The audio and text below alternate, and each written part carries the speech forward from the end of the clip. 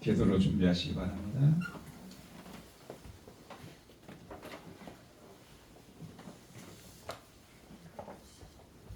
사무엘 3입니다.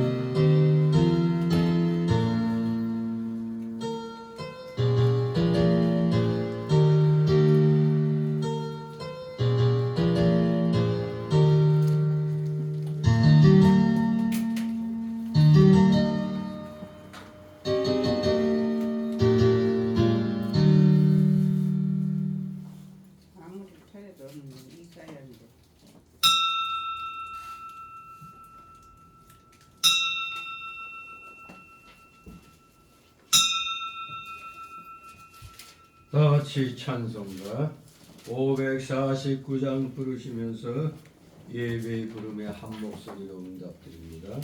549장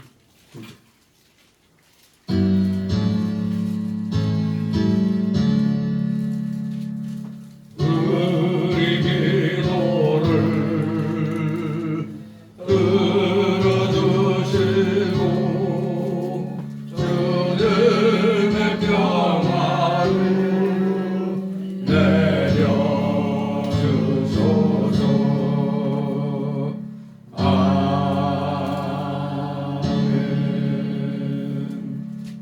다 같이 묵도 드립니다.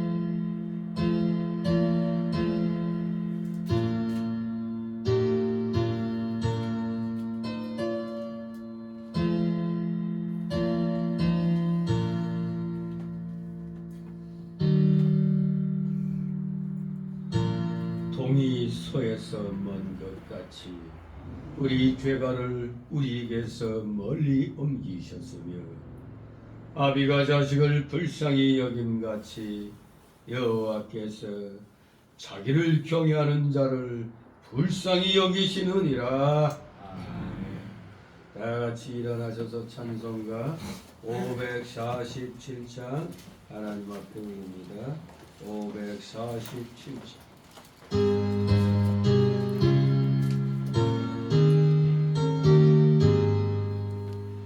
진리와 생명 되신 주, 이 몸을 바치옵니다.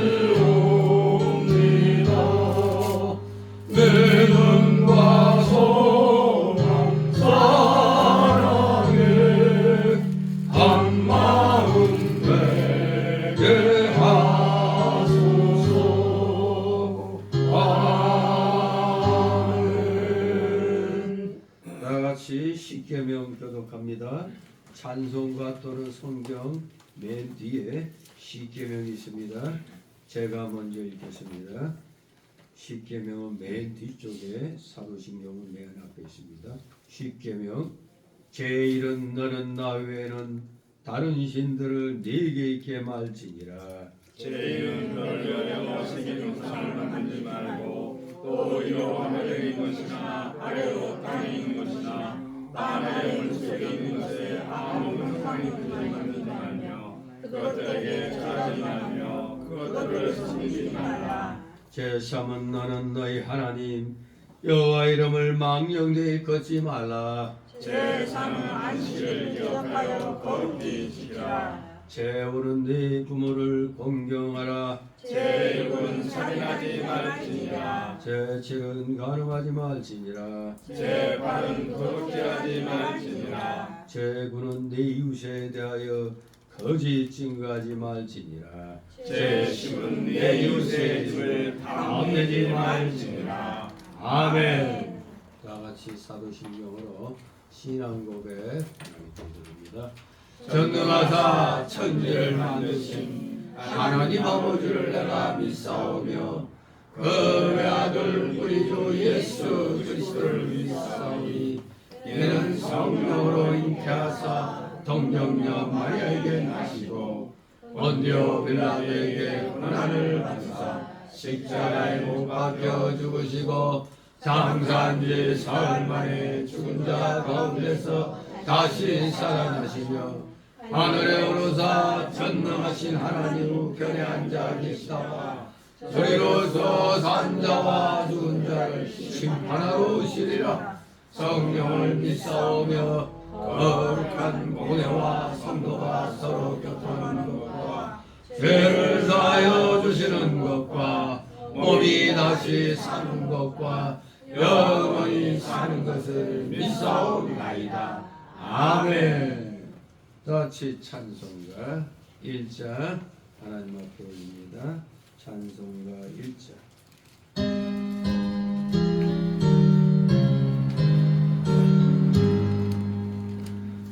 만국의 근원 하나를 온 백성 찬송 거리고 저 천사여 찬송하세.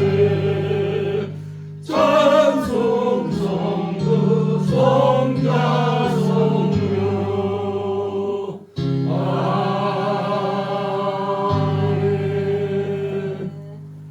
그 자리에서 말씀 받겠습니다.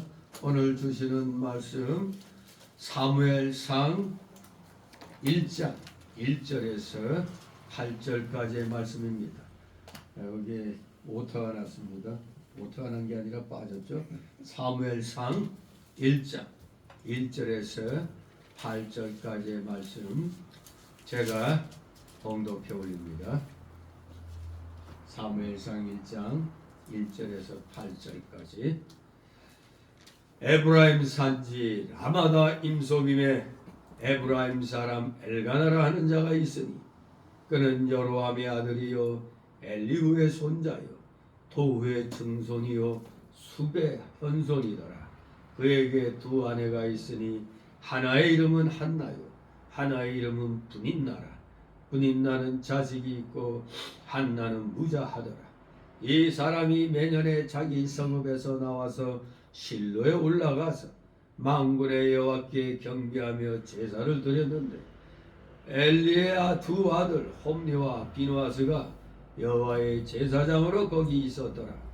엘가나가 제사를 드리는 날에는 제물의 분깃을 그 안에 분인나와 그 모든 자녀에게 주고 한나에게는 갑절을 주니 이는 그를 사랑함이라. 그러나 여호와께서 그로 성태치 못하게 하시니 여호와께서 그로 성태치 못하게 하심으로 그 대적 분인나가 그를 심히 격동하여 더 믿게 하더라. 매년에 한나가 여호와의 집에 올라갈 때마다 남편이 그같이 하며 분인나가 그를 격동시키므로 그가 울고 먹지 아니하니 다같이 그 남편 엘가나가 그에게 이르되 한나여 어찌하여 울며 어찌하여 먹지 아니하며 어찌하여 그대의 마음이 슬프뇨 내가 그대에게 10 아들보다 낫지 아니하뇨. 아멘. 모두 제자리에 앉아주시 바랍니다. 이 시간 하나님 앞에 기도 올립니다. 기도 거룩하시며 전지전능하셔서 우리의 처음이요 마지막이 되시는 놀라우신 삼위체 하나님께 오늘도 사랑하시는 자녀들 원근각처에서 갈급한 심령으로 사모하는 마음으로 주님 전에 나왔사오니 아버지 이들의 중심을 받아 흠양하여 주시옵소서. 이들의 찬송과 전기와 감사와 영광 주님 홀로 받으시옵소서.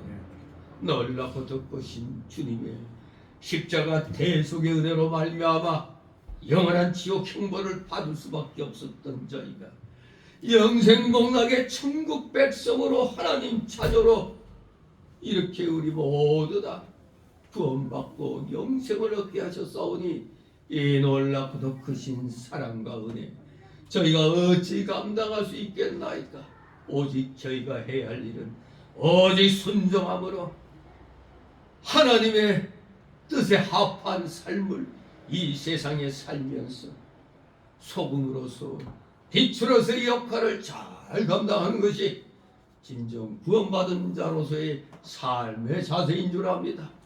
그런데 우리 속에는 여전히 옛사람의 그 죄악성과 부패성과 완악성과 연약성이 시퍼렇게 살아남아 있어서 우리의 거듭난 영이 올바른 의의 길을 가려고 할 때마다 자꾸 발목을 잡는 그러한 일들이 일어납니다. 우리는 또 핑계를 잘 댑니다. 나는 그렇게 안 하려고 하는데 자꾸 주위에서 그렇게 옆길로 가게 만든다고. 그러나 우리 기독자들은 핑계대면 아니 됩니다. 모든 것이 믿음의 길로 가다가 잘못된 것은 다 우리의 거듭난 영이 옛사람의 속성을 이기지 못하여 그렇게 실패의 길로 갔다는 걸 분명히 깨닫고 오늘 이 시간 주님 앞에 나와 말씀 받기 전 철저히 하나님 앞에 잘못된 것들 낱낱이 다 기억나게 하여 주셔서 철저히 회개함으로 하나님의 귀한 이 생명의 진리의 말씀을 받는 것만이 우리의 올바른 그런 자세인 줄 압니다. 이 시간도 우리 철저히 회개하면서 이제 또 올해를 마감하는 그 추수감사주일이 또 한 주 앞에 다가왔나이다.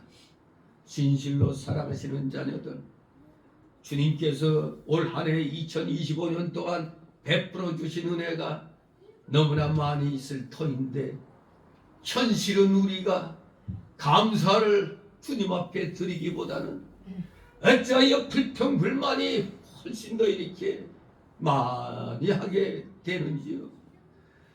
현실적으로 너무나 우리 기독자녀들은 괴롭습니다. 하나님께서 세워주신 이 대한민국이 어찌하여 지금 사단의 소나기에서 갈 길을 잃고 있나이까. 그야말로 영적 전쟁에서 우리 기독교계가 패배하고 있는 것은 아니지. 우리의 이런 패배의 모습이 물질계까지 미쳐서 자유민주주의 국가인 대한민국이 지금 성큼성큼 사회주의 공산주의로 지금 나아가고 있나이다. 중국 공산당과 북한의 주사파 그 무리들이 이 대한민국을 지금 그야말로 혼란의 도가니로 몰아넣고 있습니다. 그야말로 나락으로 떨어지게 만들고 있나이다. 이 일을 어찌하오리까? 이 모든 첫째 책임은 바로 우리 기독자녀들에게 있는 줄 압니다. 특별히 그 중에서도 목회자들에게 큰 책임이 있는 줄 압니다. 우리 모두 파수꾼의 책임을 감당하지 못했기에 온통 도둑놈들이 들끓고 있는 이런 역적들이 지배하는 나라를 만들었나이다. 저희들의 잘못이 너무 큽니다. 하나님의 뜻을 제대로 이루지 못하였기에 우리가 그러한 대가를 물질기에서 받는 줄 압니다. 다시 한번 우리 추수감사주의를 일주일 앞두고 이 시간부터라도 철저하게 옛사람의 속성을 쳐서 복종시키며 현실에서 우리가 하나님 앞에 불충했던 것들 철저히 다 회개케 하옵소서. 감사드립니다. 사랑하시는 자녀들, 나름대로 열심히 각자 처한 환경 속에서 불의와 맞서 싸우고 있는 줄 압니다. 그런데 모든 것이 뜻대로 되지 않아서 실망하고 또 낭망하여 절망 가운데 빠질 수가 있나이다. 그러나 절대로 우리는 절망 가운데 빠질 수 없나이다. 우리는 의의 사람들입니다. 의의 길은 세상에서 볼 때 좁은 길이기 때문에 찾는 자들이 적다고 했습니다. 그저 편한 길, 좋은 길, 이런 길은 넓은 길로서 찾는 자가 많습니다. 지금 많은 기독교인들이, 목회자들이 넓은 길로 가고 있습니다. 좁은 길로 가려면 힘이 들기 때문에 행여나 하나님이 지금까지 이렇게 교회를 세워주고 많은 교인들을 모아줬는데 교인들이 흩어질까봐 그런 염려로 제대로 할 말을 하지 못하는 목회자들이 또 많은 것도 현실입니다. 그러나 우리는 먹고 살기 위해서 이 기독교를 믿는 게 아닙니다. 또 교회를 나오고 있는 것이 아닙니다. 진실로 진리를 사모하기 때문에 진정한 자유를 우리는 누리기 위하여 진리가 자유케 하리라고 하였사오니 진실로 하나님이 인정하시는 온전한 진리 안에서의 자유를 우리는 추구해야 하겠기에 이렇게 열심으로 믿음 생활, 교회 생활을 하는 줄 압니다. 사랑하시는 자녀들을 아버지 어루만져 주시옵소서. 세상에서 상한 심령 아버지 이 시간 말씀을 통하여 위로받기를 소망합니다. 그러나 잘못된 것들은 철저하게 주님으로부터 책망받고 우리의 자세를 잘 갖출 수 있도록 은혜로 충만케 하여 주옵소서. 책망함과 동시에 우리는 그 일로 인하여 더욱더 성령 충만함을, 은혜 충만함을 느끼게 되는 줄 압니다. 사랑하시는 자녀들, 사모하는 마음으로 이 시간 온전히 피곤한 중에 나왔사오나 영의 기쁨과 즐거움으로 온전히 주님 앞에 영광 돌려드리는 참된 기쁨과 감격의 시간 되게 하여 주시옵소서. 감사드립니다. 부족한 자 입술과 영을 주건주장하여 주시옵소서. 대언되는 귀한 말씀이 우리 성도들의 마음의 귀와 영의 귀에 잘 새겨지고 박히게 하여 주옵소서. 진실로 초름마귀 조금 더 틈 못하게 하여 주옵시고 각종 잡념의 마귀 세력들 이 시간 다 내쫓아 주시옵소서. 마치는 시간까지 오직 주님께서만이 영광 홀로 받으시옵소서. 예수 그리스도의 이름으로 감사드리며 기도드리옵나이다. 아멘.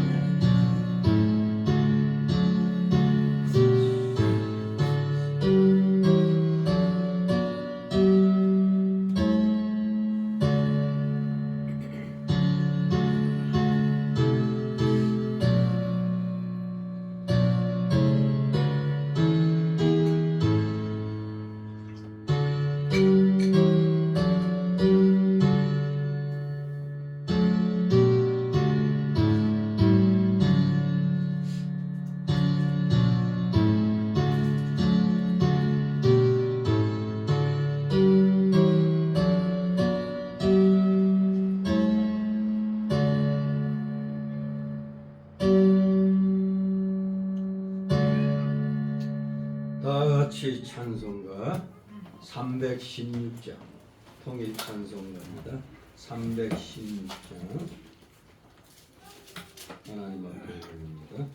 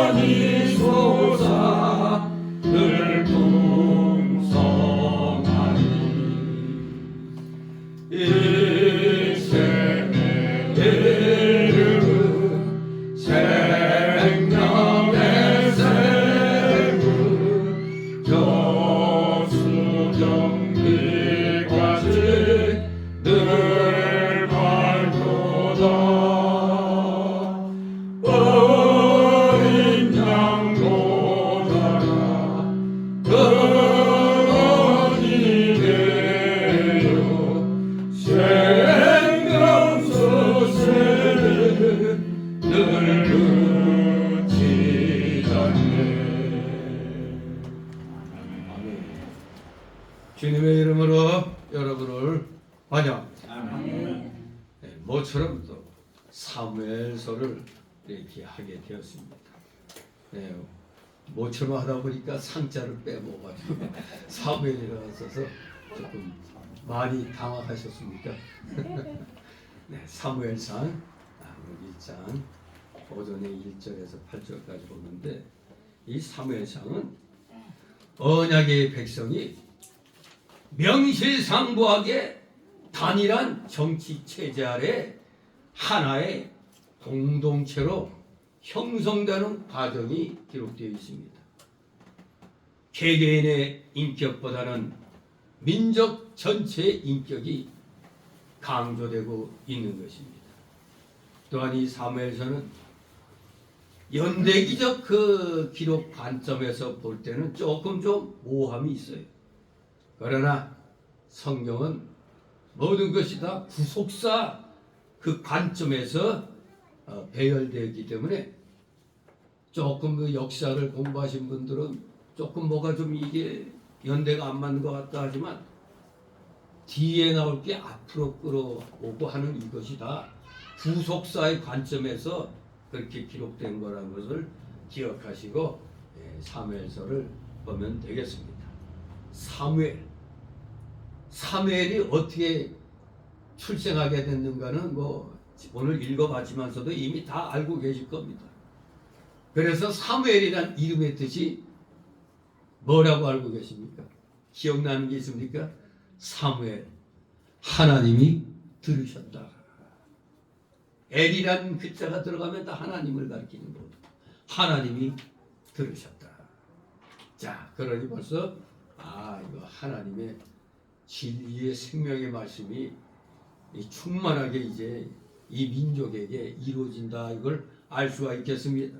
사실 이 사무엘상은 소위 말하는 사사시대가 있어요.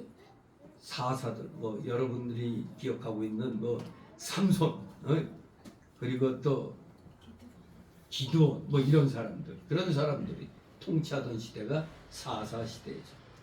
또 입다도 있었고, 이런 사사 통치 시대로부터 바야흐로 왕이 통치하는 왕정 통치로의, 즉 왕정 정치로의 그 전환을 다루고 있는 것이 사무엘상입니다.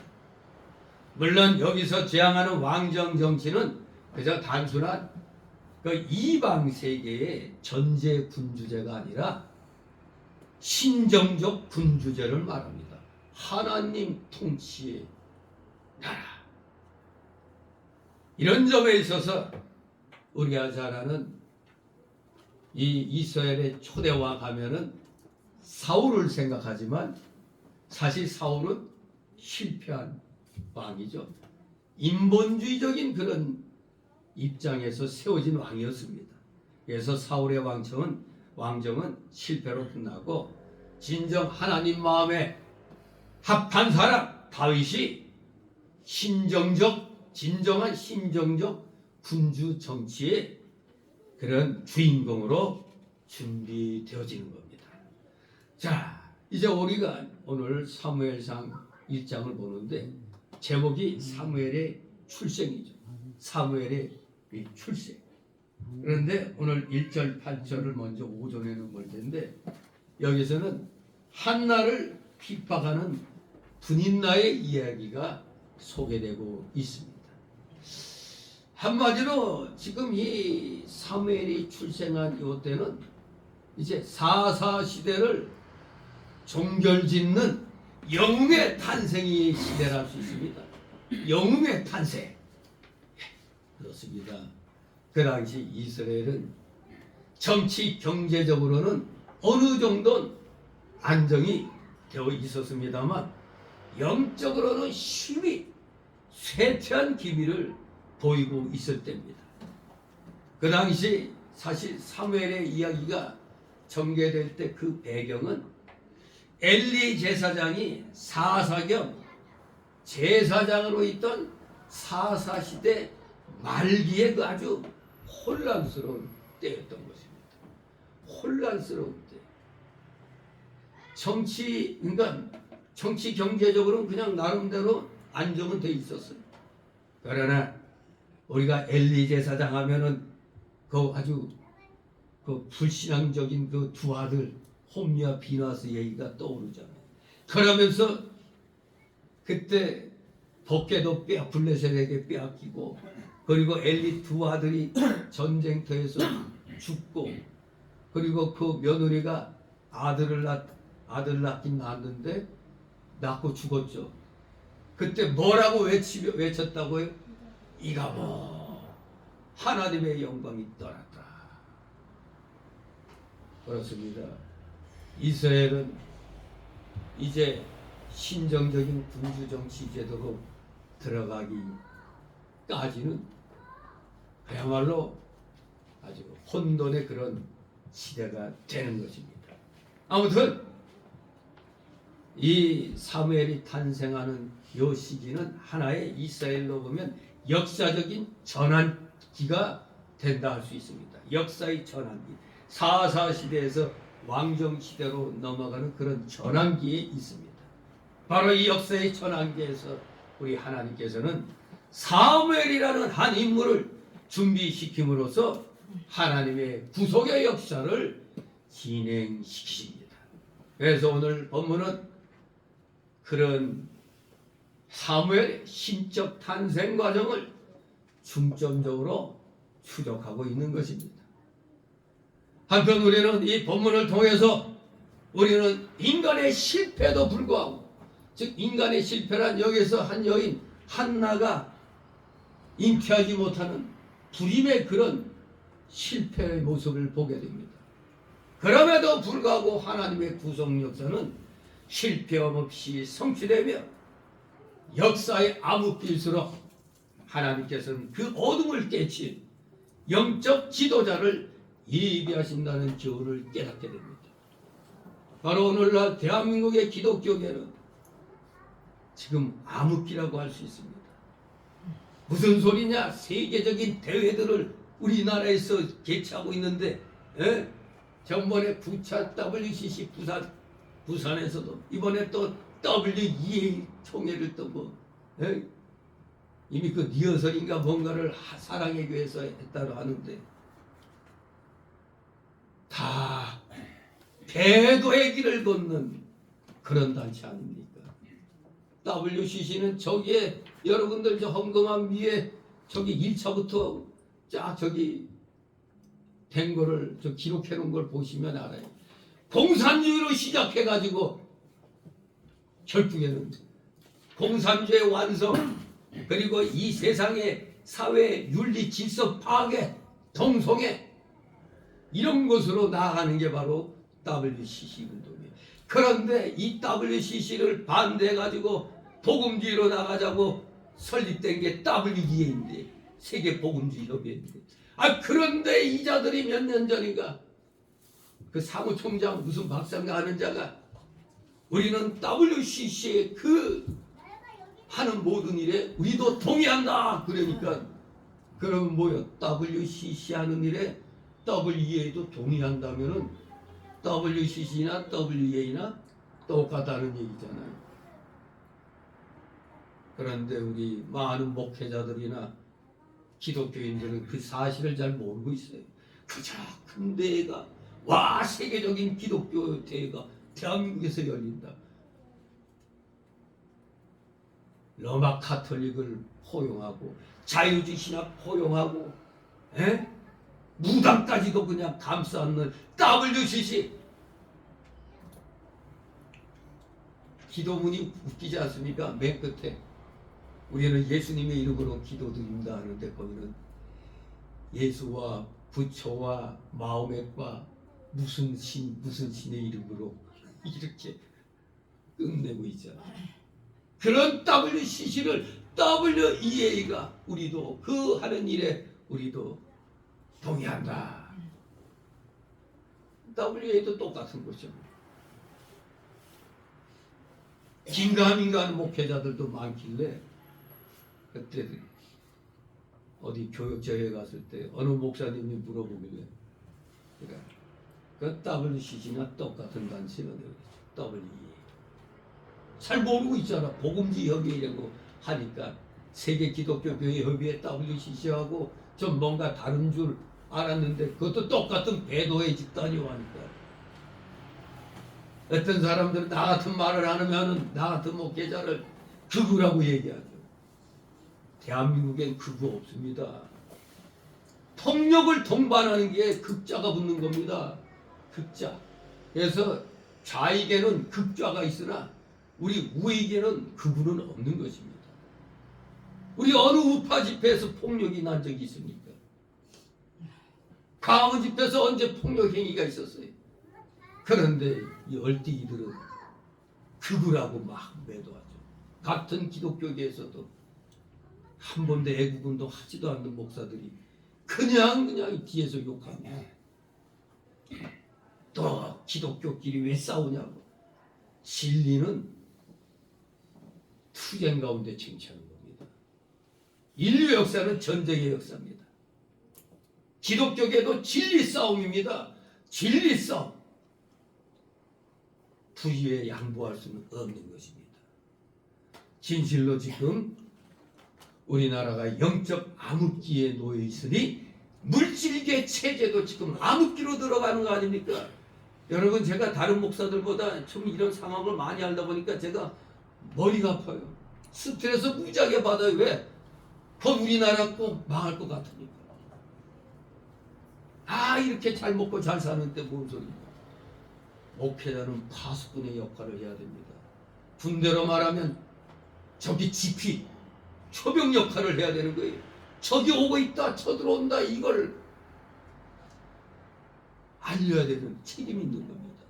누구보다도 목회자들은 특히 성도들은 누구보다도 앞장서서 세상의 흐름을 파악하고 있어야 돼요.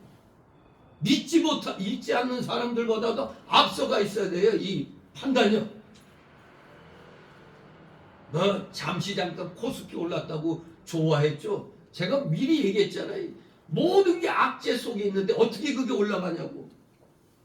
우리 국민들의 연금을 가지고 거기다 투자시켜가지고 국민들 아이고 대출 못 받게 해가지고 집도 못 사게 하고 전세 월세도 지금 그냥 막 뛰고 있는 판에 돈이 그러면 어차피 못 사는 거 주식으로 가보자. 주식 투자하게 만들었잖아. 그러다가 쫙 올라가다가 외국인들이 딱 보니까 환율이 막 오르잖아요. 이때다고 내 던져버리니까 이 정권에서 깜짝 놀랐죠. 이거 그냥 떨어질 것 같으니까 빨리 연기금 니들 뭐해 빨리빨리 사사. 그래갖고 연기금이 투자돼가지고 기관들이 해가지고 외국인이 던지는 걸 받아 샀단 말이에요. 그러니까 떨어지다가 얼마나 급속히 확 떨어지는지 매도 사이드카까지 발령됐어요. 잠시 숨고르기. 야 잠깐만 좀 진정해라 이겁니다. 그러더니 조금 좀 4,000비트로 떨어져 갖고 잠깐 사이드 키라고 그러나 그 발령되고 나서 그러다 또 다음에 또 외국인이 계속 내던져. 그러니까 이 기관들도 좀 쫄았는지 기관들이 또 그냥 내놓네. 그러니 개미 투자자들이 뭐 정부가 5천까지는 보장한다 했으니까 이때다 사자. 그러다 깡통되는 겁니다. 결코 누가 피눈물 흘리느냐?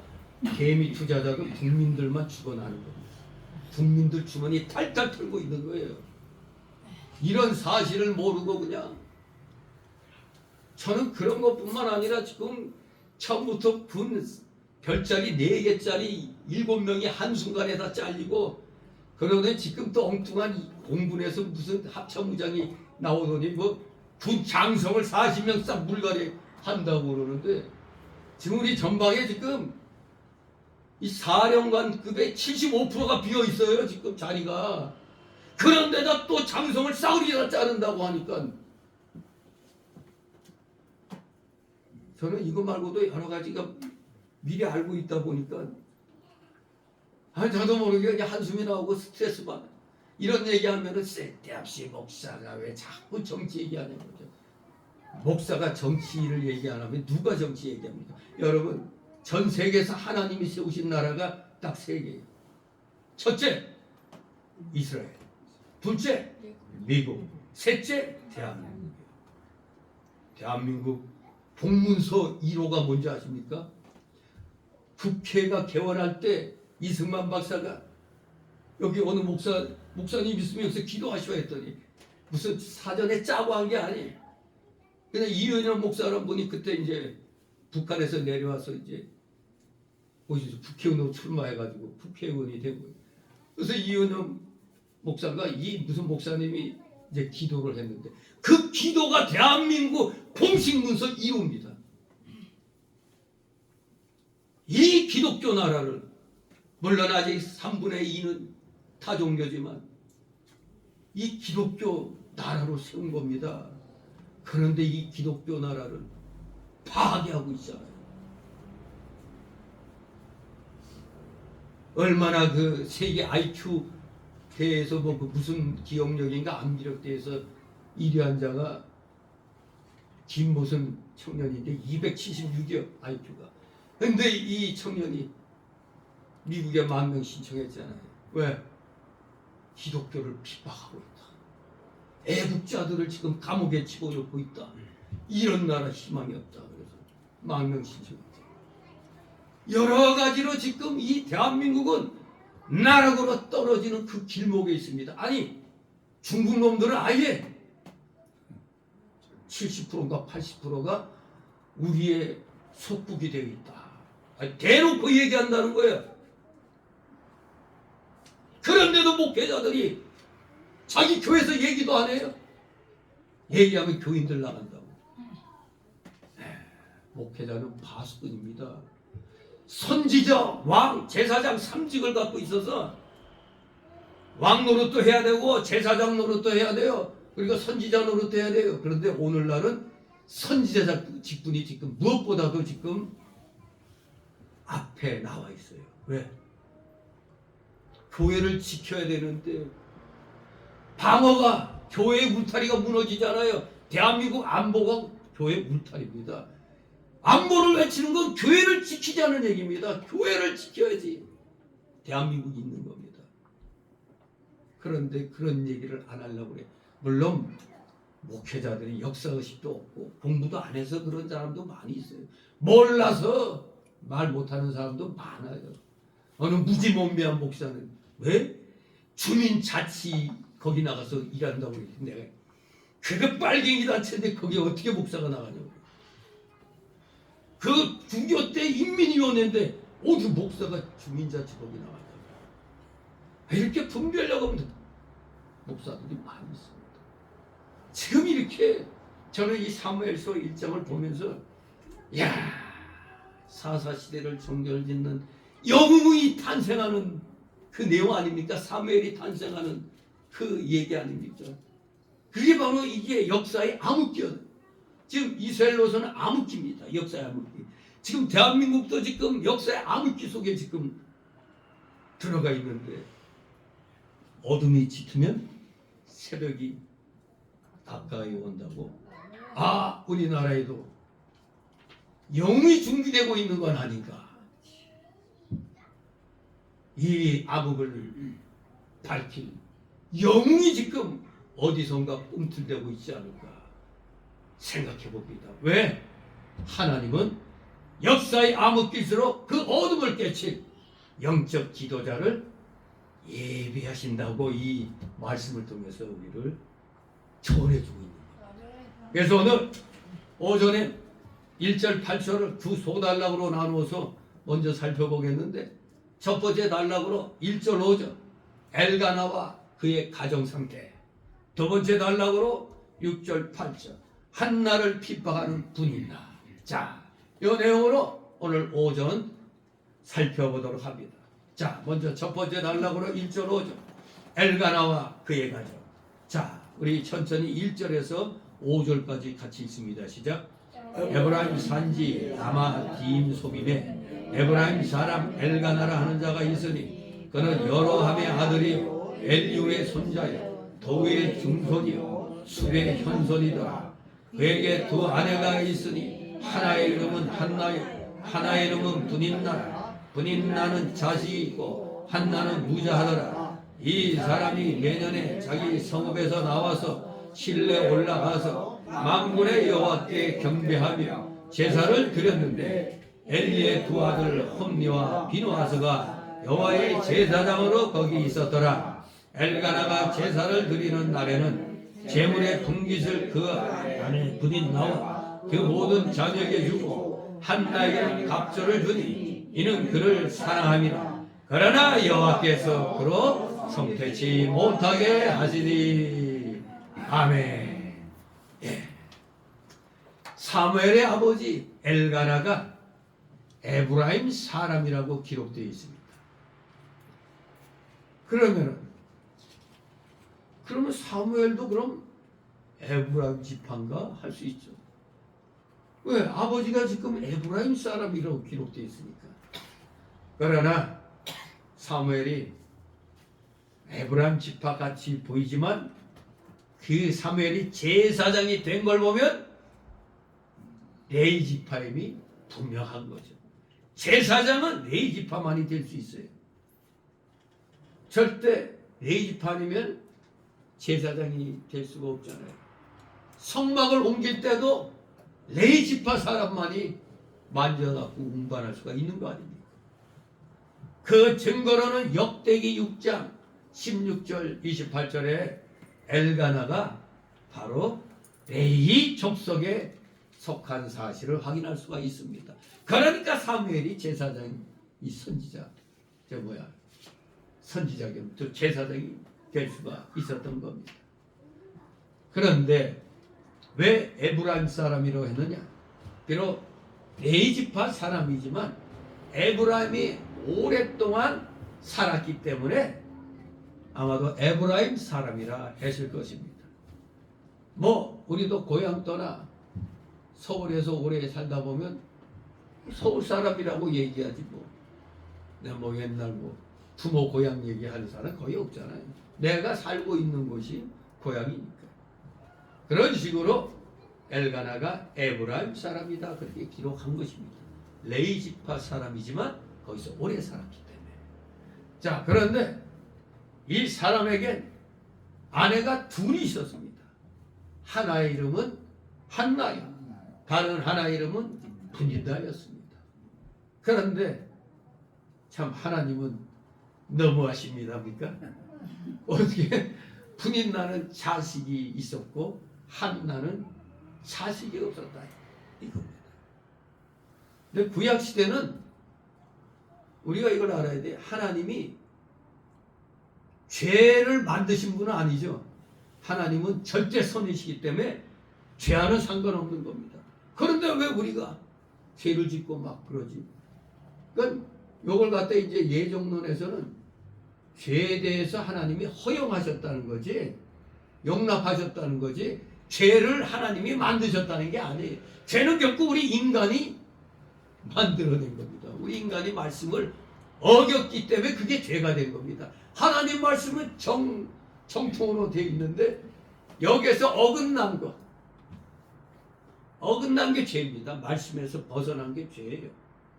그래서 이 구약 시대도 괜히 또 뭐 아브라함도 그렇고 뭐 아내가 여러 있었다 이거 가지고 아유 뭐 중혼죄도 인정이 되는구나 이렇게 생각할 수 있으나 그렇지 않습니다.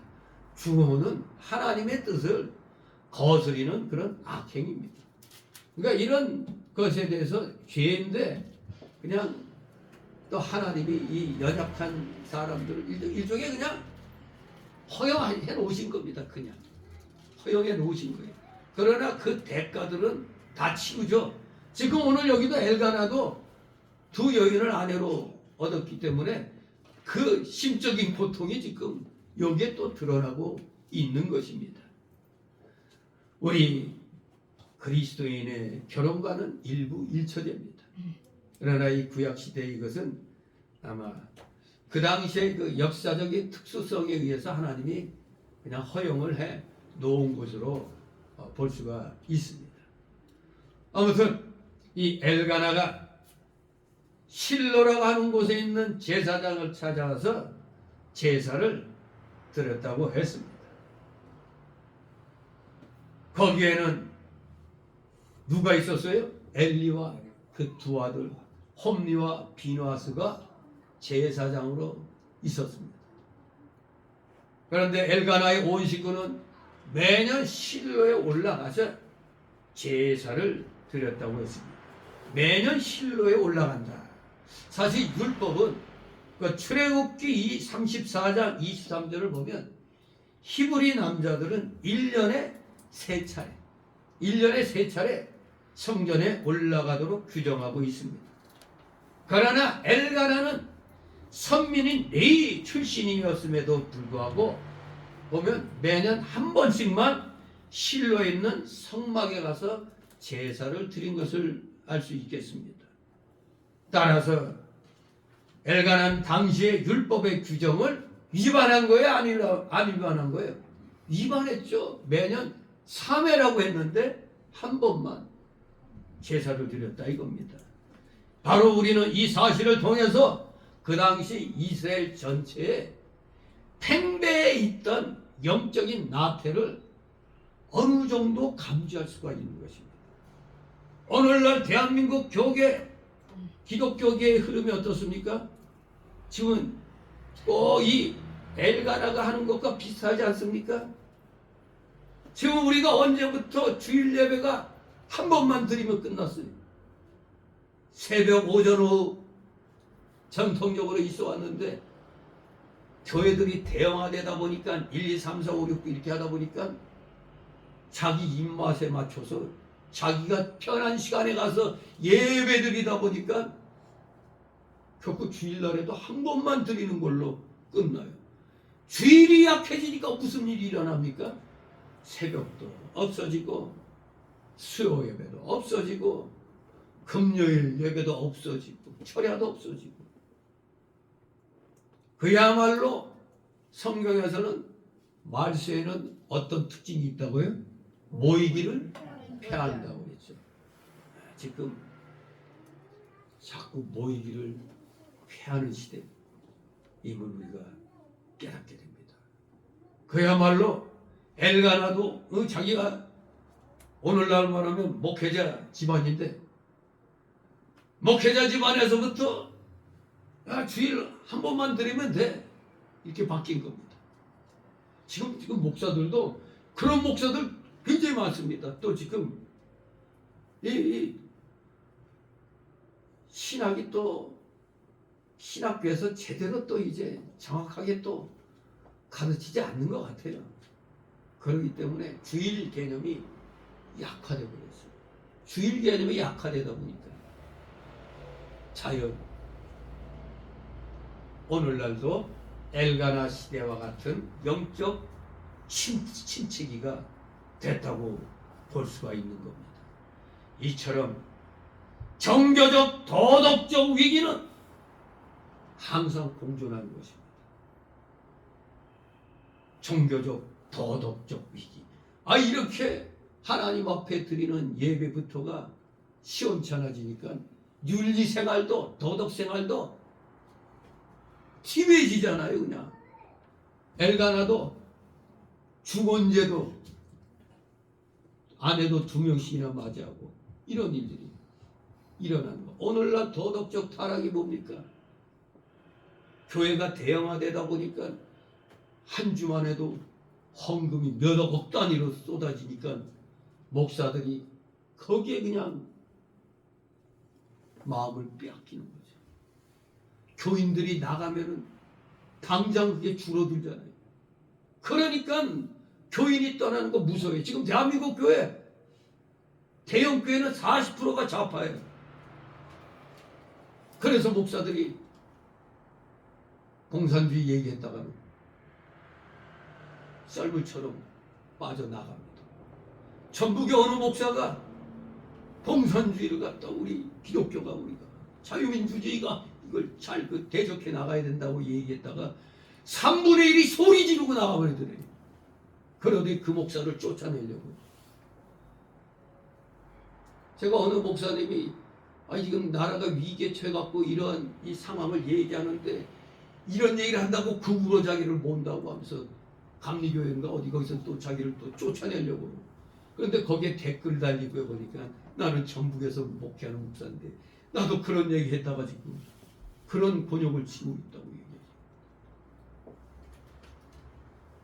어제 강원 집회에 가지 못했지만 정광훈 목사가 출국 금지당했더라. 그 집회에 참여하도록 초청장 왔는데 요놈들이 그걸 막았어요.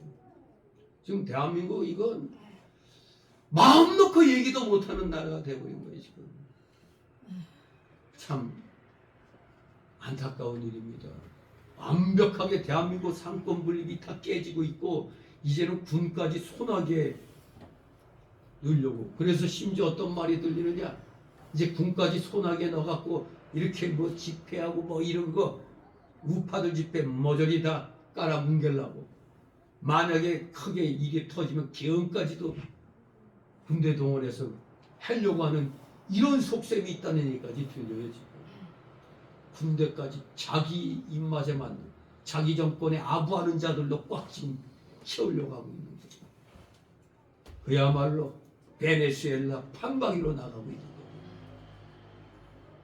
거예요. 이러니 이거 스트레스 안 받겠어요. 제가 머리털이 안 나. 그래서 머리털 나는 거 뿌려도 스트레스가 받으니까 안 나더라고. 전엔 조금 솜털같이 뭐가 나는 것 같더니 그마저도 안 나네. 그냥 이 스트레스가 넘어갔다 보니까.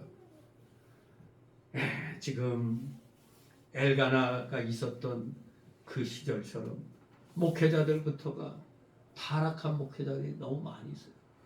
배도의 길 가는 목회자들. 그렇습니다. 종교적, 도덕적 위기, 시대를 초월하여 항상 공존해 왔습니다. 결코 모든 문제가 왜 일어나느냐? 하나님과의 바른 관계를 갖지 못하기 때문에 일어나는 겁니다. 말씀 중심으로 바로 우리가 나가야 돼요. 말씀을 강해해야 되는 겁니다. 그냥 읽어놓고 그냥 세상 얘기로만 끝나는 게 아닙니다. 세상 얘기는 예화로서 잠깐 활용하고 중요한 거 하나님 말씀이 선포돼야 되는 거거든요. 근데 저같이 성경 한 절도 빠지지 않고 다 해도 뒤에서 들리는 얘기는 목사가 맨날 정치 얘기만 한다고. 참, 기가 막혀요. 제 유튜브에 제가 실어놓은 거 보시기 바랍니다. 제 이름하고 해서 성우교회. 시대에 그걸 정확하게 제가 찝으면서 정확하게 성경 말씀 한 글자도 빠지지 않고 다 하는 대로 뭔 놈이 성경 말씀은 안 하고 맨날 정치 얘기한다고 이런 식으로 나를 비방하는 사람들이 있어요. 아무튼 그런 사람들 결국 다 나갔습니다만 아무튼 우리 지금 암흑기입니다. 지금 정치적으로도 암흑기고 지금 영적으로도 지금 암흑기에 놓여 있어서 우리 성도들부터가 주일날 오전 오후 예배부터 그것도 제대로 못 드리고 있는 거예요. 한 번만 드리고 끝납니다. 회복을 해야 됩니다. 진실로.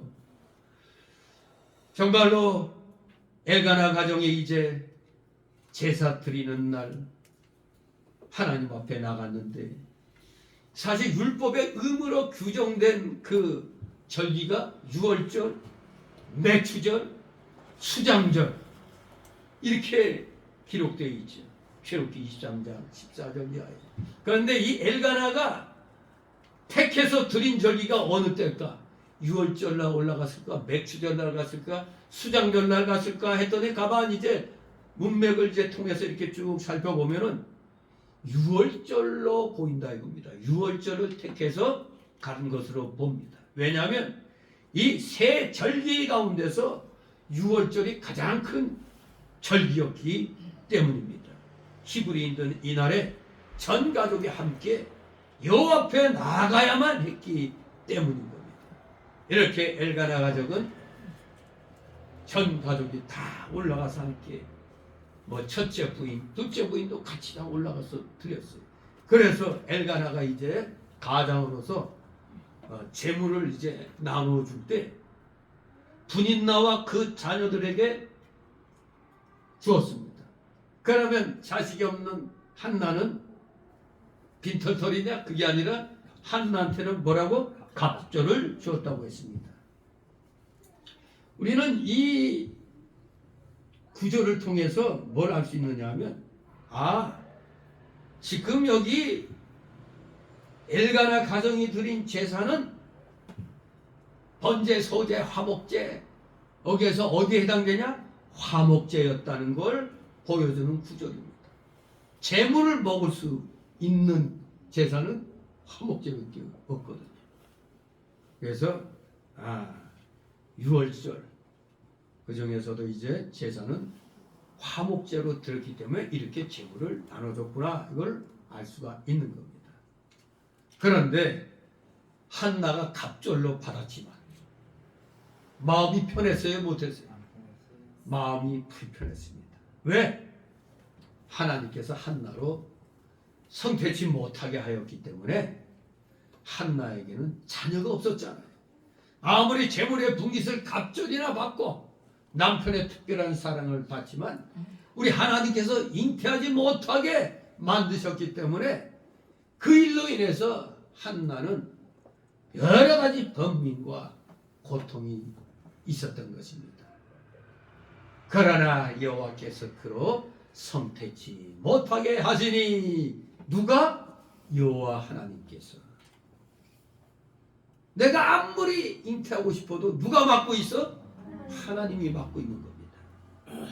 한나가 일시적으로 이렇게 아이를 잉태하지 못한 것은 하나님의 직접적인 섭리로 말미암은 일이었던 겁니다. 왜냐하면 우리 하나님은 육체적인 출생과 영적인 출생, 즉 중생을 관할하시는 만유의 주인이시기 때문입니다. 성경에는 사실 여기 말고도 잉태치 못하는 여인이 하나님의 능력으로 아들을 낳은 예가 많이 소개되고 있죠. 가장 우리가 빠르게 그냥 퀴즈 내면 알 수 있는 게 누구요? 아브라함과 사라. 사라. 우리 사라 말고 아브라함과 사라. 그 아브라함이 100세 때 낳았다고 그랬죠. 100세 때. 그리고 또 아브라함 아들 이삭. 이삭의 부인이 누구죠?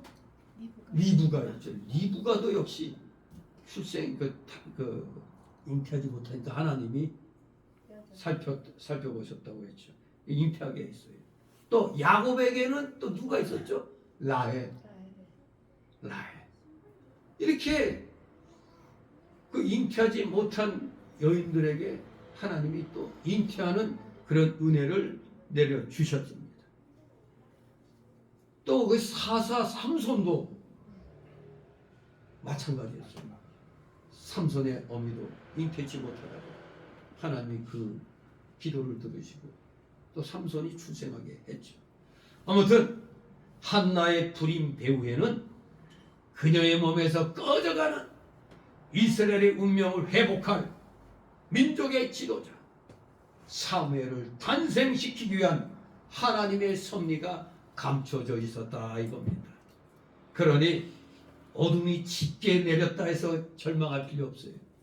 성경을 알면은 하나님이 대한민국을 뭔가 다시 세우시기 위해서 영웅을 준비시키는 거 아닌가, 그런 희망을 우리는 가져야 됩니다. 여러분, 대한민국이 어떠한 나라인데 속절없이 공산화되면 되겠습니까 여러분? 말이 안 되잖아요. 이거 우리 부모님들이 보릿고개 이겨내면서 6.25의 그 엄청난 그 멸망의 위기에서 살아났는데 우리가 이걸 전 세계에서 가장 빠르게 산업화에 성공한 나라인데 이거 어떻게 쉽게 내줍니까? 이거 내주면 안 되는 거죠. 전 세계적으로 청년들이 깨어 일어나고 있습니다. 우리나라도 자유대학이라는 그 단체, 젊은이들 단체가 지금 거세게 일어나고 있습니다. 아직은 네팔같이 폭력이 수반되는 그런 일은 없지만은 자꾸 이 청년들을 밟으면은 언제 또 터질지 모르는 거죠. 청년들이 뇌관입니다. 뇌관. 그런데 중국 공산당을 갖다 비난하는 말하면 어떻게 한다고? 세상에 자국민을 갖다 죽이고 외국인을 갖다 살리는 이런 정책이 있다는 게 이건 돌아도 보통 돈 집단이 아니죠. 비정상적인 집단입니다. 군대란 것은 갔다 오지도 않은 것들이 지금 정권에 수뇌부에 있어요. 그런 것들이 대한민국 지금 별자리들을 갖다 그냥 떨구고 있잖아요.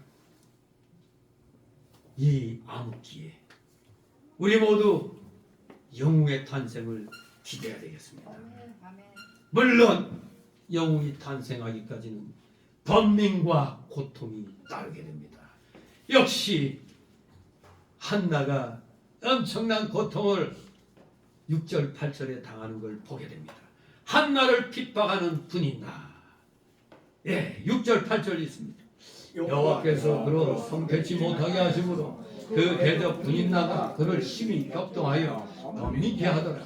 매년에 한나가 여호와의 집에 올라갈 때마다 남편이 그같이 하매 분인나가 그를 격동시키므로 그가 울고 먹지 아니하니 그 남편 엘가나가 그에게 이르되 한나여 어찌하여 울며 어찌하여 먹지 아니하며 어찌하여 그대의 마음이 슬프냐 내가 그대에게 10 아들보다 낫지 아니하뇨.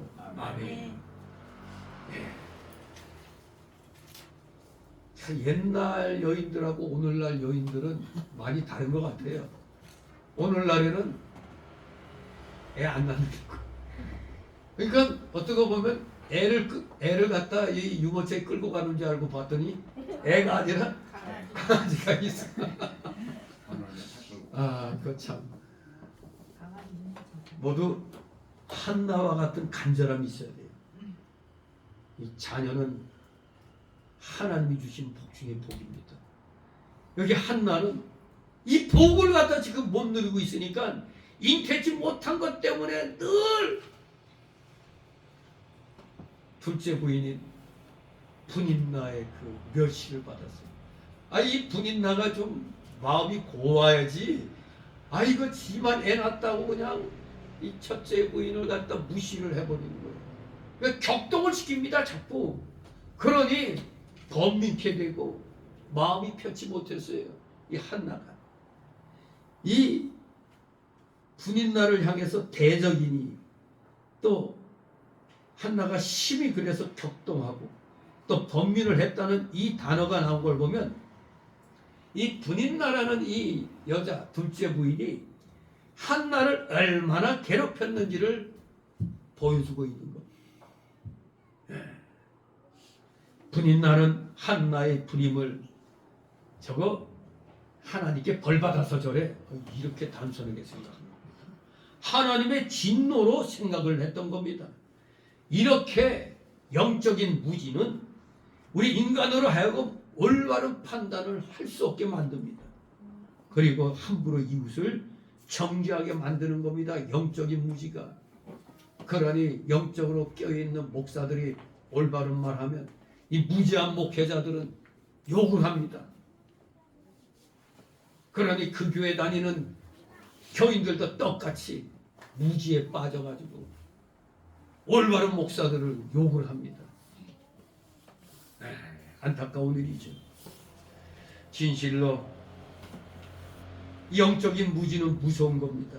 특히 이 6절은 하나님의 질서를 깨뜨린 엘가나의 그 중원, 한마디로 하나님이 세우신 일부 일처, 그를 깨뜨린 일부 다처제의 비극적인 현실을 보여주고 있는 겁니다.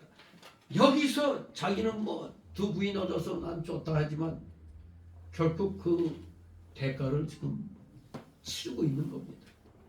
하나님께서 왜 한나에게 잉태하지 못하게 하셨는가 이겁니다. 즉 간단합니다.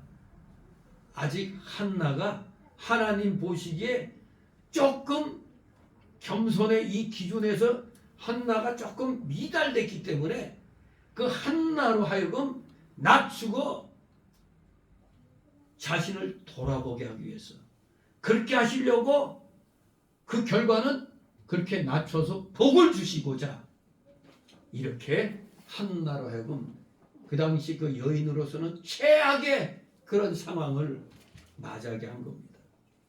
하나님께서 이스라엘 백성을 낮추고 또 시험하사 마침내 복을 주시려고 40년간 광야길로 뺑뺑이 돌린 것과 같은 그런 이치 중에 하나입니다. 광야길, 그 가까운 길로 가면 뭐 2주 아니면 간다고 그래요.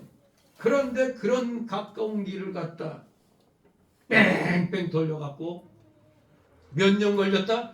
40년 걸리게 만들었습니다. 40년 동안 이스라엘 민족을 하여금 큰 시험과 환난을 당하게 하셨습니다.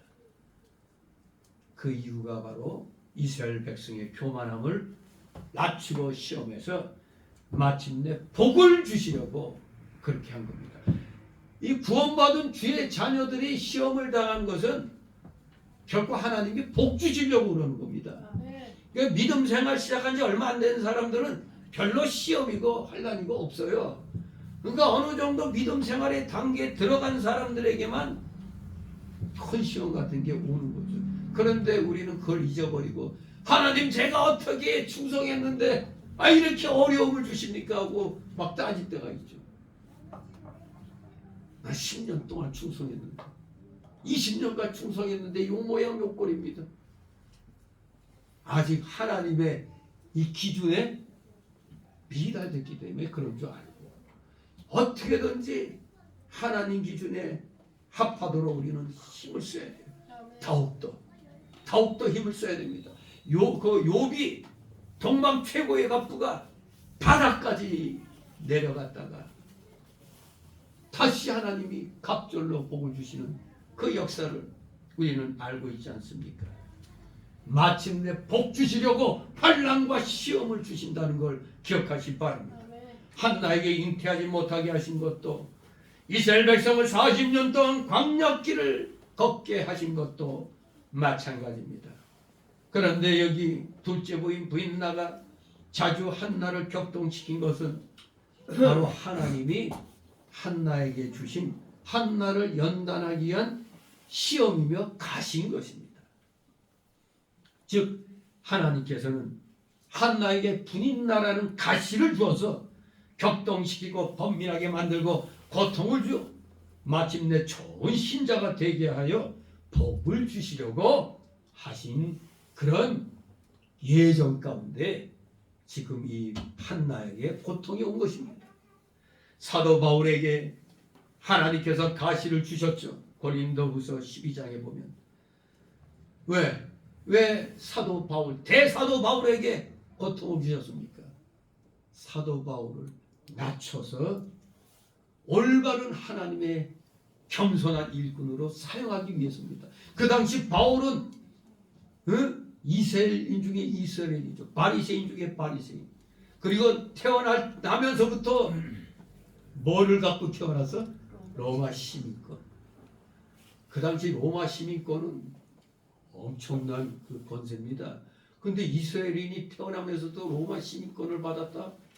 그건 바울의 집안이 엄청난 집안이라는 걸 압니다. 보면은 바울이 텐트 만드는 거 수리했다 하지만 군용 텐트 납품업체 자기 아버지가 아마 로마 군대 텐트를 납품하는 그런 업체였던 겁니다. 무슨 저기 가게 차려놓고 하는 그런 텐트가 아니라 로마 시민권을 날 때부터 받았다는 것은 그 아버지 사업이 상당한 사업이라는 걸 알 수가 있습니다. 군용 텐트 납품권을 갖고 있었다면 대단한 거죠.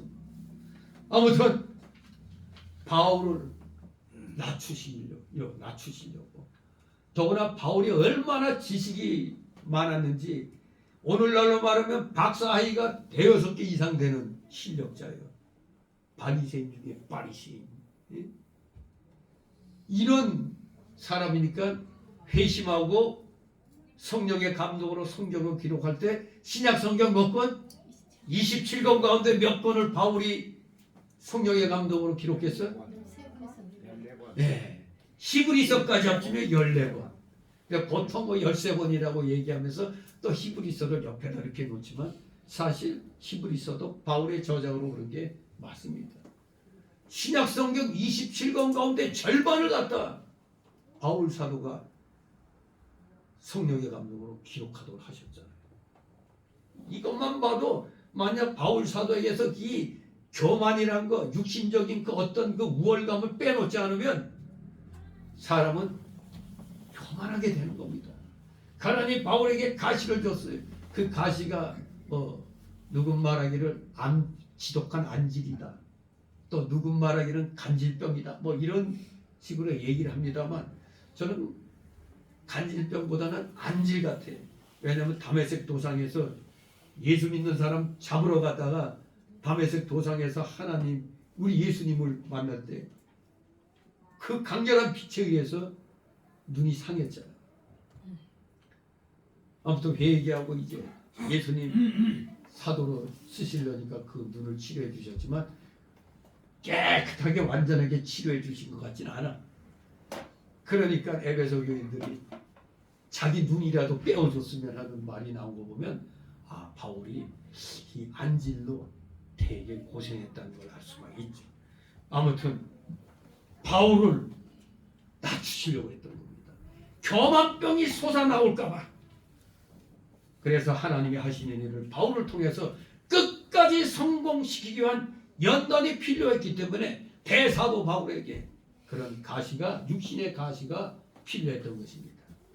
여기 한나가 만약에 순조롭게 잉태했다고 하면은 하나님 앞에서 낮아질 것도 없었고 하나님께 매달려 부르짖을 필요도 없었을 겁니다.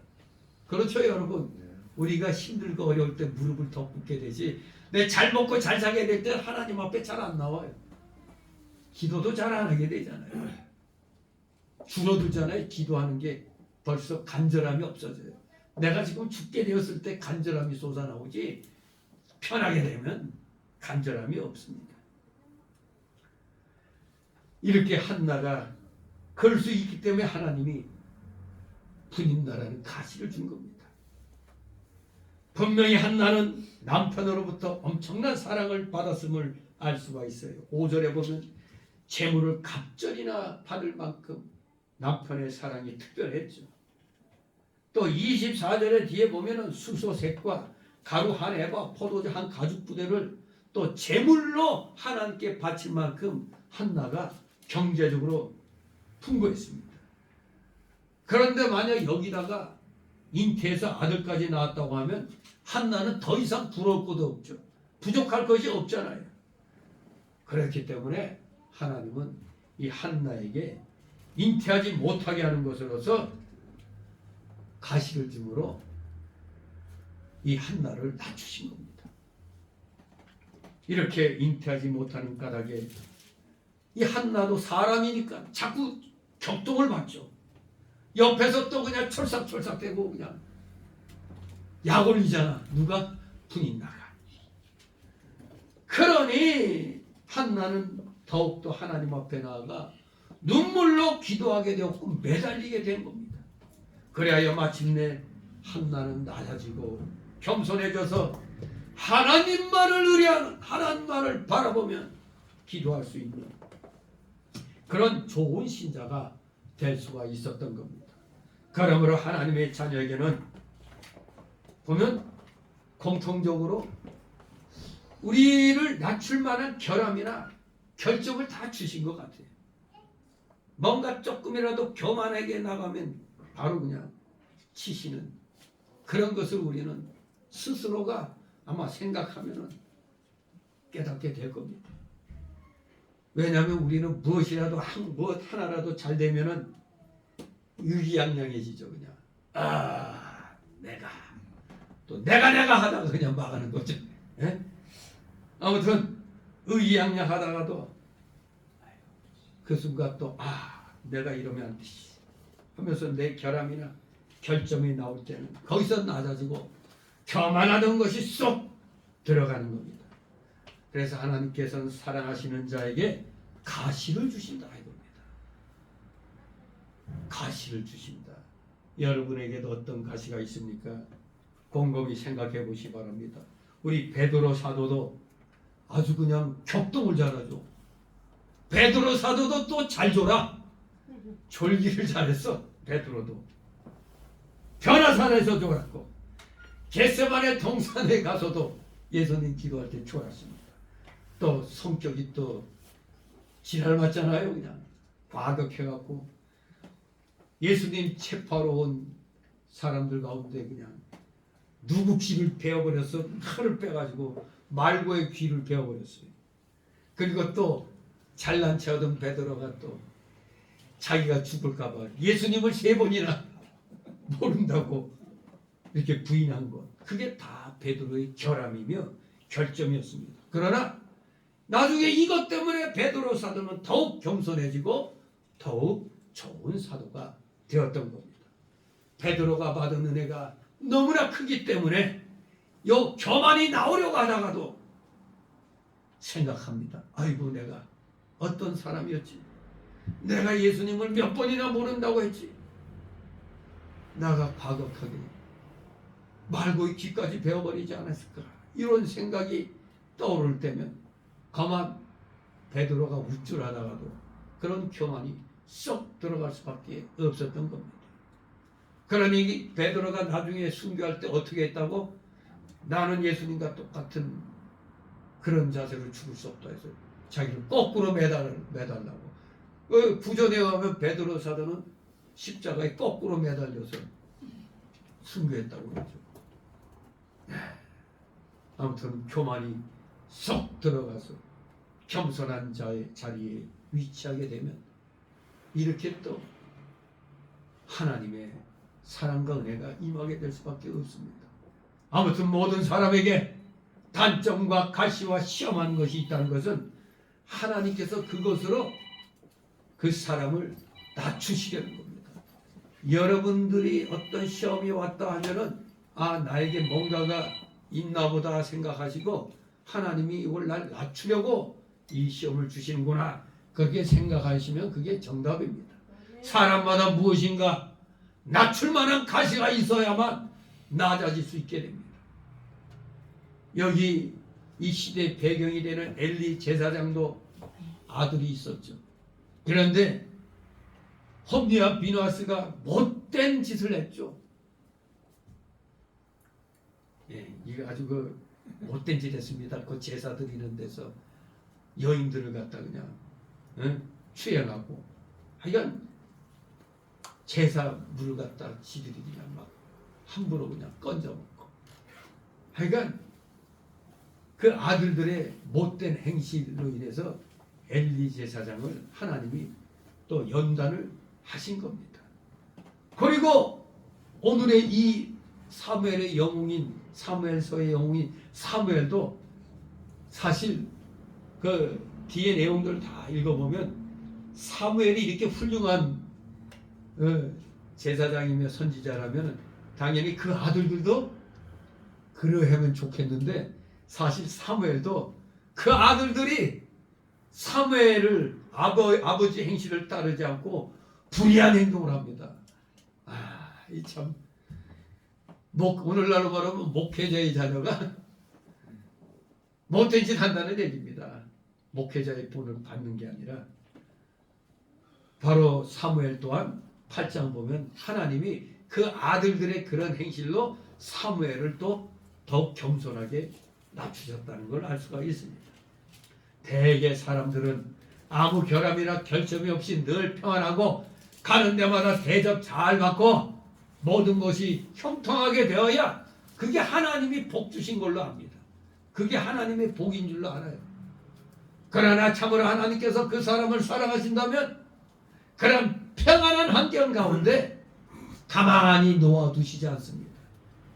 어떤 사건을 통해서라도 낮추시고 연단하시어 하나님 앞에 버림받지 아니하고 마침내 복을 받는 사람으로 하나님은 만들어서 쓰시는 겁니다.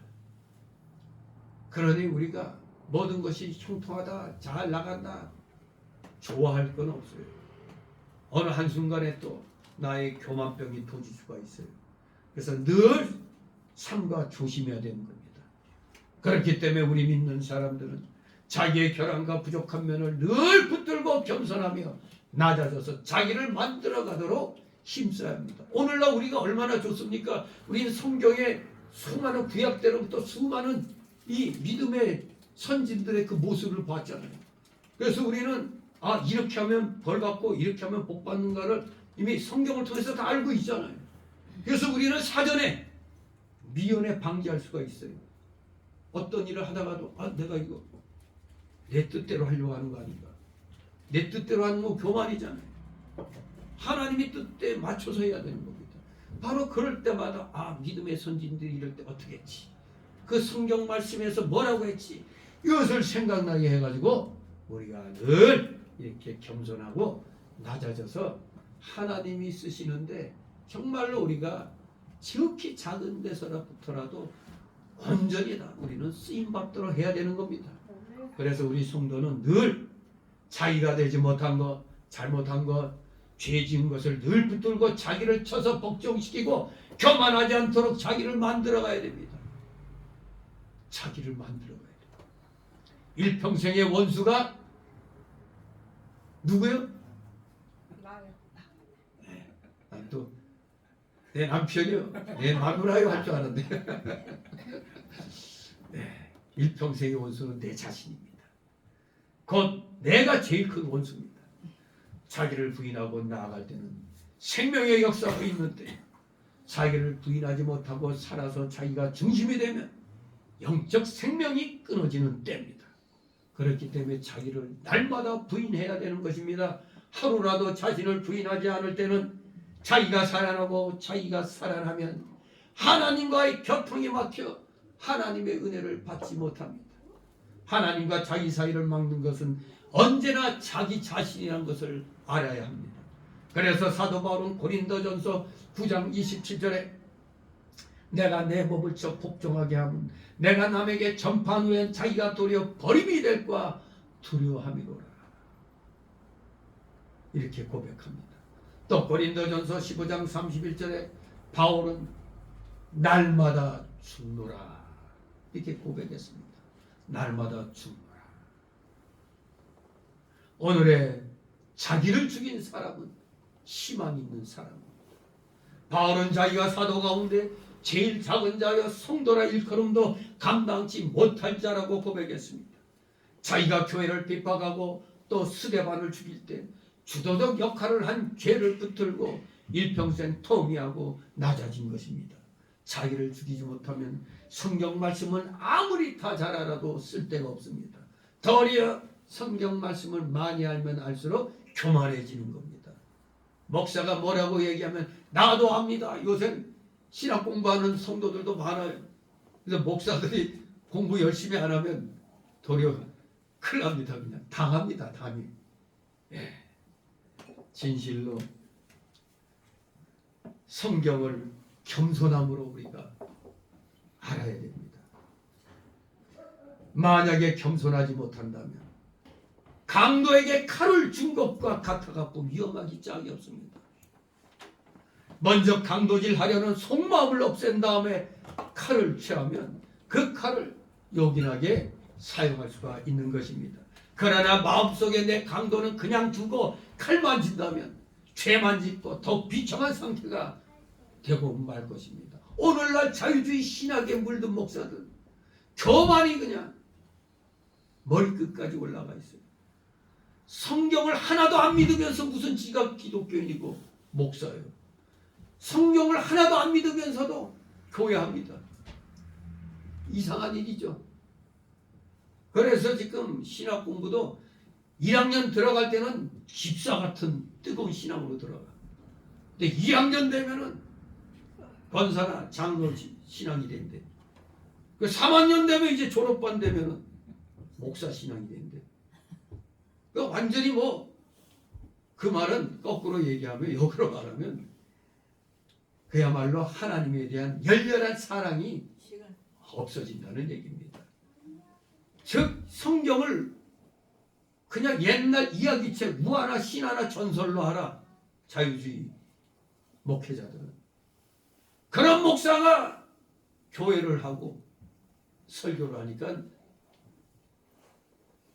뭔 영의 양식을 먹겠습니까? 성경 말씀이 안 믿어지는데 무슨 기적이고 뭐고가 어디 있어요? 지금 신학교의 상황이 이래요. 아무튼 신학교도 잘 들어가야죠. 그런데 지금 아예 신학 공부할 사람들도 없어요. 정말로 지금 굉장히 지금 영적으로 어두운 시대라고 할 수가 있습니다. 아무튼 그저 믿음은 없이 성경만 많이 공부해갖고는 그저 칼진 강도가 되는 겁니다. 비참한 상태가 되는 겁니다.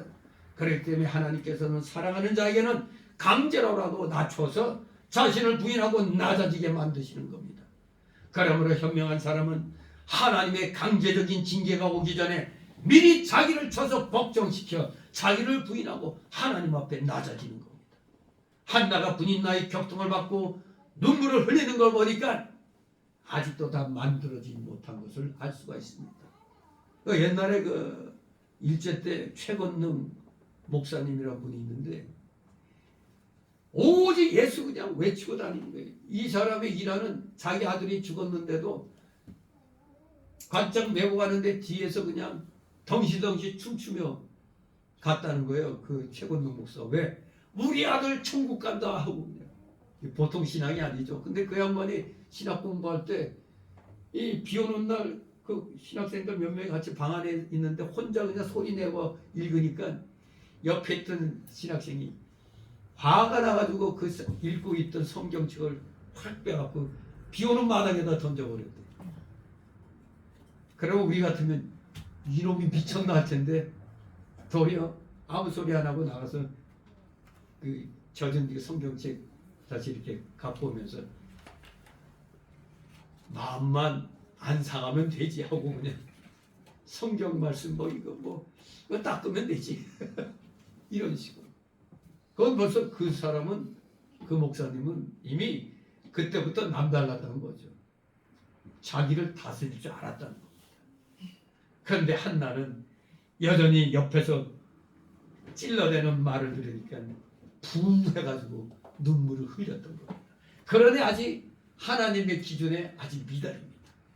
참신앙에 섰다면 남이 나를 격동시킬지라도 격동받지 않게 됩니다. 격동받는 자체가 한나에게는 아직까지도 만들어질 것이 많다는 증거입니다. 또 원통이 생각하고 번민하고 눈물을 흘리는 그 자체가 사실 그만큼 되지 못한 것을 나타내는 겁니다. 예수님께서도 과연 격동을 받으셨을까? 그러나 우리 예수님은 아무리 격동시켜도 격동받지 않으셨습니다. 분한 마음도 품지 않으셨어요. 여기 한나는 아직 깊은 도에 도달하지 못한 신자지만 그래도 전체적으로 보편적으로 보면 신앙이 아주 좋은 신자며 영에 속한 신자라는 것을 우리가 인정을 해야 됩니다. 그러나 반면에 분인나는 그저 육에 속한 신자로 보면 되겠습니다. 육에 속한 신자. 왜냐하면 분인나는 육신의 것을 가지고 만족하고 육신의 것 때문에 질투하고 남을 멸시했기 때문입니다.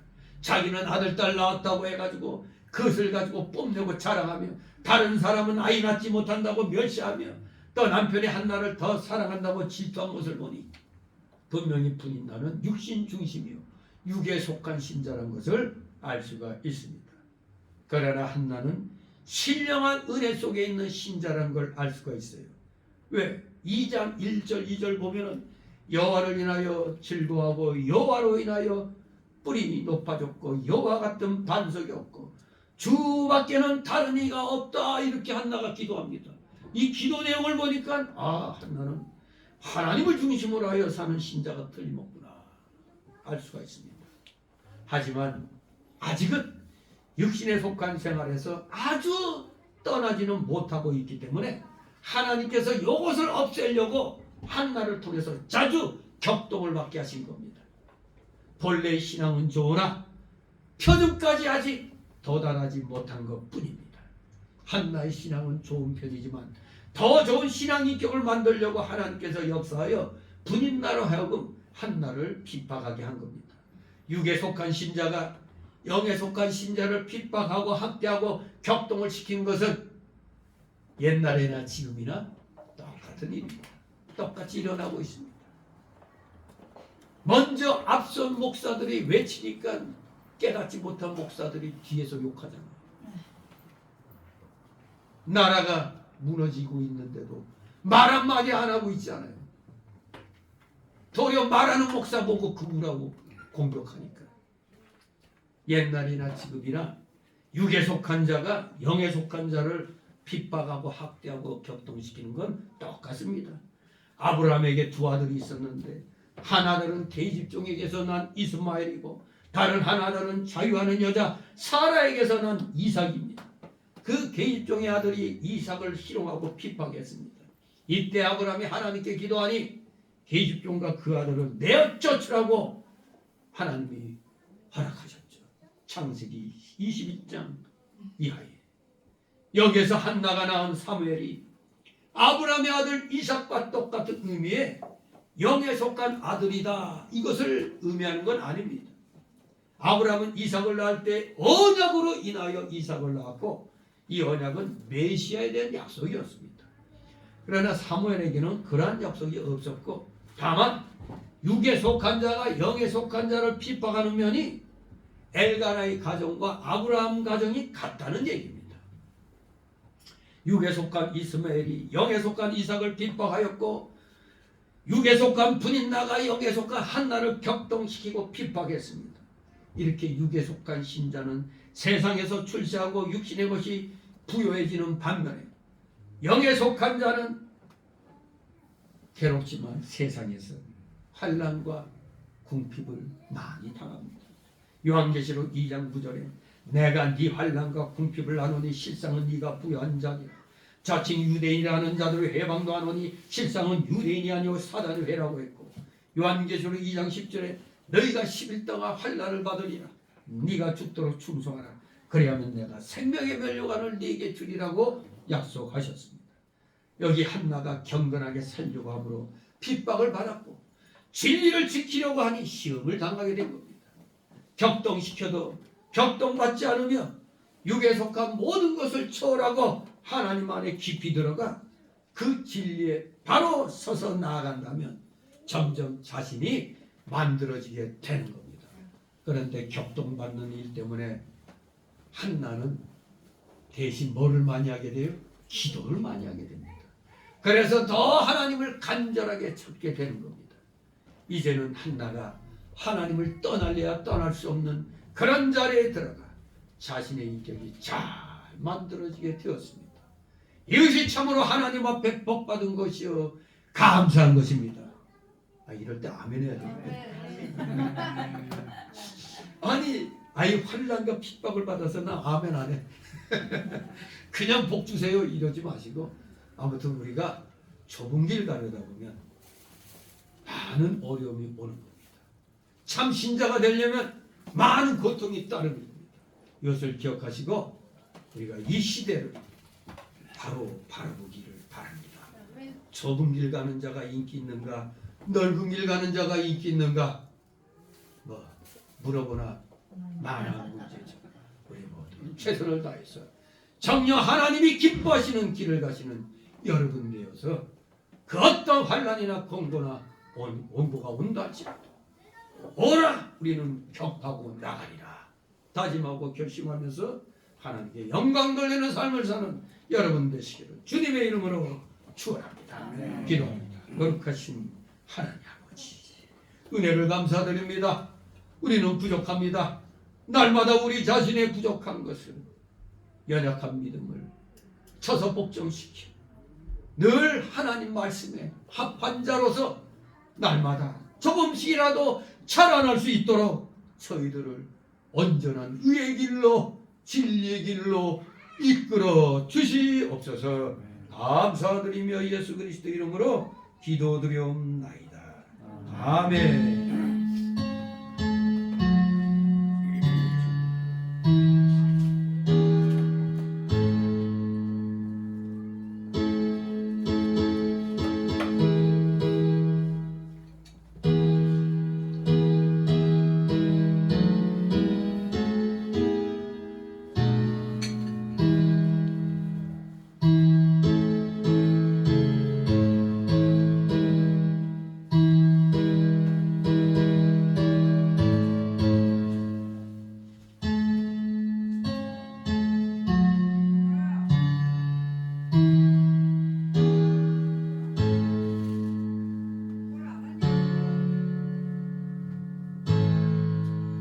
다같이 찬송가 344장 나님 앞에 옵니다.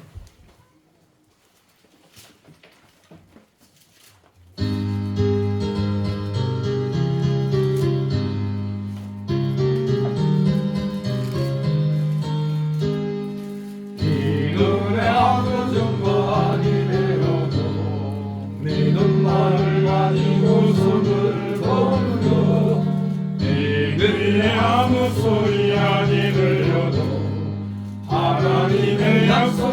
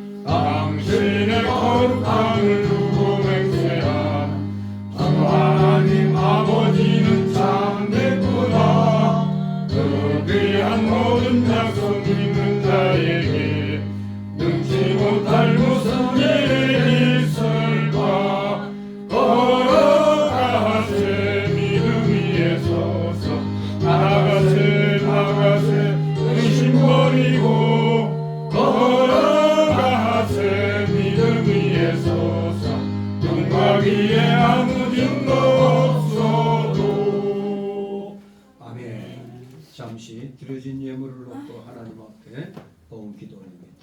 사랑과 은혜가 풍성하시 거룩하신 하나님 아버지, 오늘도 변함없는 충성심으로 사랑하시는 자녀들 하나님께서 허락하여 주신 각자의 그 생활 영역에서 귀한 열매들을 맺어서 그 귀한 열매의 10의 1조를 드리고 또 주일 예물 구별케 하여 주시고 또 각종 명목의 감사 예물들, 차량 예물, 건축 예물, 목회자를 위한 예물들을 이렇게 아낌없이 충성스러운 마음으로 바친 사랑하시는 귀한 이 손길들 한 사람 한 사람 기억하여 주옵소서. 그래야여 그들의 가정과 하는 생업 위에 하늘의 신령한 복과 땅의 기름진 복이 오병이의 이적의 역사처럼 임하게 하여 주옵소서. 혹시라도 물질로 고통당하고 있는 우리 성도들 있습니까? 그 모든 어려움을 믿음으로 이겨나가게 하여 주옵소서. 그래야 하나님께 인정받은 후 하늘의 창고 열쇠를 받아 마음껏 주의 영광을 위하여 물질을 사용할 수 있는 진정한 물질의 실력자, 말씀의 실력자, 믿음의 실력자들 다 되게 하여 주시옵소서. 드려진 예물 몸된 교회를 위하여 잘 사용될 수 있도록 늘 은혜로 충만케 하여 주시옵소서. 감사드리며 예수 그리스도의 이름으로 기도드리옵나이다. 아멘.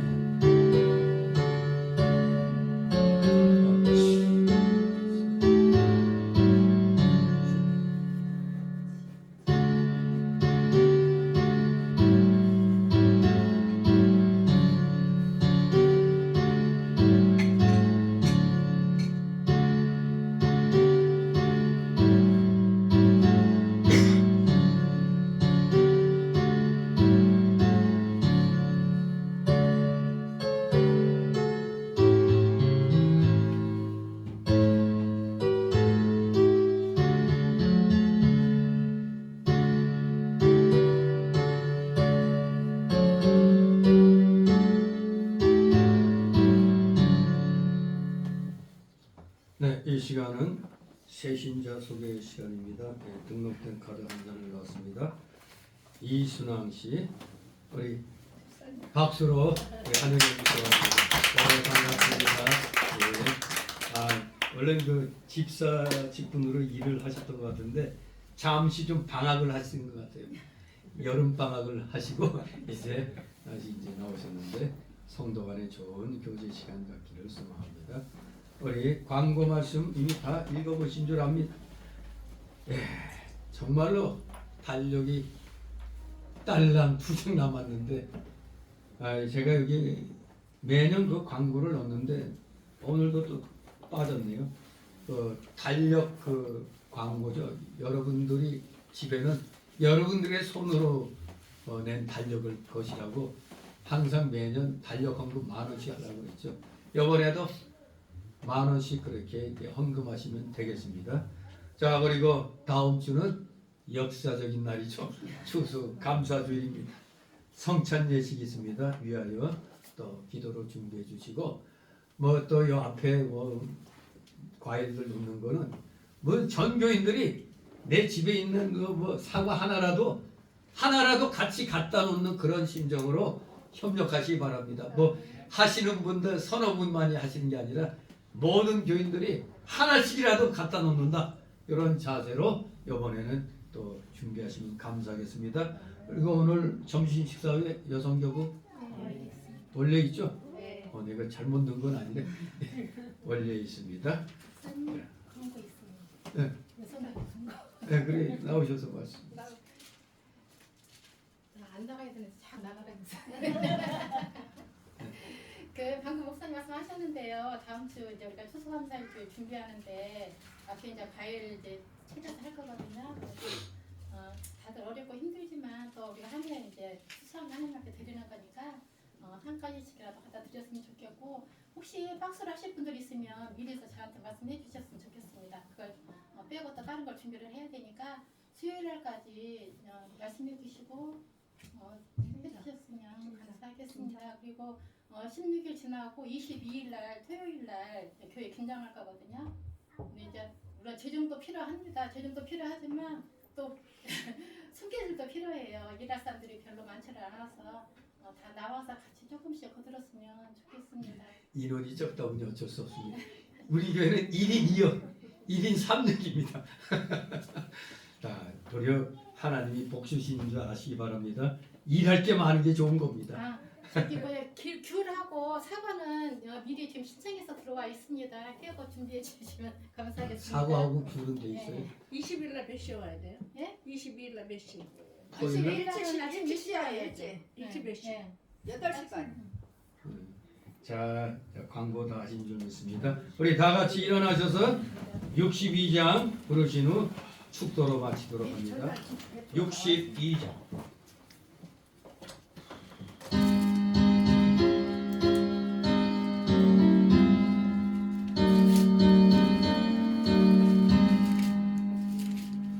주 이름으로 모였다 우리들이 내려들 때에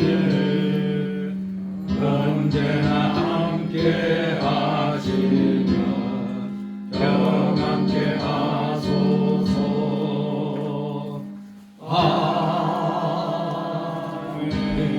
아멘. 영원한 지옥 사망 형벌로부터 영생 복락의 무궁천국으로 우리를 구원하여 주신 우리 구주 예수 그리스도의 크신 은혜와 하나님 아버지의 극진하신 사랑하심과 성령 하나님의 감동감화 교통 충만 내주 역사하심이 여기 머리 숙인 모든 무리들 머리 위에와 각 가정 위에 하는 생업 위에 이 나라 이 민족 위에 이 나라 모든 올바른 교회들 위에 이제부터 영원토록 함께 있을지어다.